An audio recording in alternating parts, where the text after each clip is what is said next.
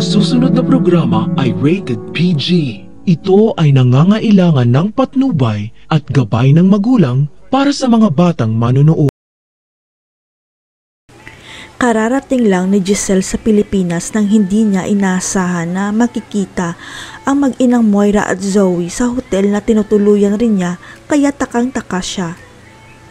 Nagtataka si Giselle kung ano ang ginagawa ng dalawang bruha sa restaurant ng hotel na hindi kasama si Ubeng at naka-bathrobe pa na suot ang baliw na si Moira.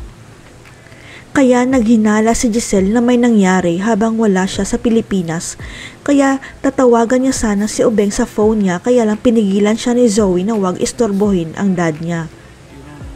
Laking gulat naman ni Zoe nang makita niya si Giselle sa restaurant ng hotel dahil ang akala niya walang may makakakilala sa kanila, lalo na at kasama pa niya si Moira. Panalangin lang ni Zoe na huwag sana magsumbong si Giselle sa daddy niya na magkasama sila ngayon ni Moira dahil paggagalitan siya ni RJ at baka palayasin pa. Hindi talaga makapaniwala si Giselle na nakita niya si Moira at Zoe, kaya tinawagan niya si Lynette kung anong bagong ganap kay Moira habang wala siya sa Pilipinas.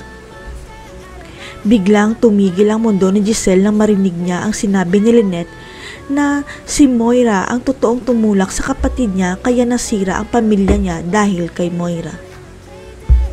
Hinding-hindi mapapatawad ni Giselle ang ginawa ni Moira sa pamilya niya, kaya hindi siya nagdalawang isip na ingudngod sa pagkain nito si Moira para makaganti siya. Pero hindi pa sapat ang paglampaso ni Giselle sa mukha ni Moira dahil babawiin niya ang kinuha ni Moira sa pamilya nila, lalo na kay Lolo Pepe, ang Apex Hospital.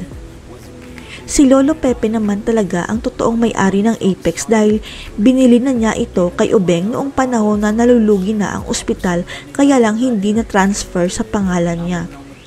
Dahil ang plano sana ni Lolo Pepe ay pamana kay Ubeng ang ospital at sa mga apo niya, kaya lang hindi naman niya akalain na demonya pala ang manugang niya. Nang malaman ni Giselle na pinalayas na ni Ubeng si Moira, tinawagan niya kaagad si Ubeng para tanungin tungkol sa Apex na bawiin na kay Moira ang special power of attorney. Kaya lang nakita ni Zoe na tumatawag si Giselle sa phone ni RJ, kaya nireceive niya ang call pero hindi siya nagsalita at narinig niya kay Giselle ang tungkol sa Apex. Kaya binabaan ni Zoe ng telepono si Giselle dahil hindi siya makakapayag na mabawi sa kanila ni Moira ang pamamahala ng Apex at nagsumbong siya sa mami niya. Ang hindi alam ni Zoe, tumawag ulit si Giselle kay Ubeng at nagkausap na sila tungkol sa pagbawi ng SPA kay Moira at si Giselle na ulit ang magiging CEO ng Apex. Alam ni Giselle na matutuwa ang papa nila, kaya tinawagan kaagad ni Giselle si Lolo Pepe para sabihin na hindi na niya kailangan pang palayasin si Moira sa buhay ni Ubeng.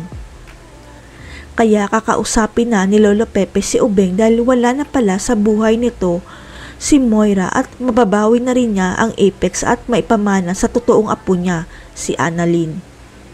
Pero hindi papayag si Lolo Pepe na hindi siya makapaghiganti kay Moira sa pagtulak nito kay Ubeng, kaya gagawin niya ang lahat para mabulok sa kulungan si Moira. Ano kaya ang gagawin ni RJ kapag nalaman niyang magkasabwat pa rin si Moira at Zoe? Ano naman kaya ang masamang plano ni Moira bilang ganti sa nang-api sa kanya?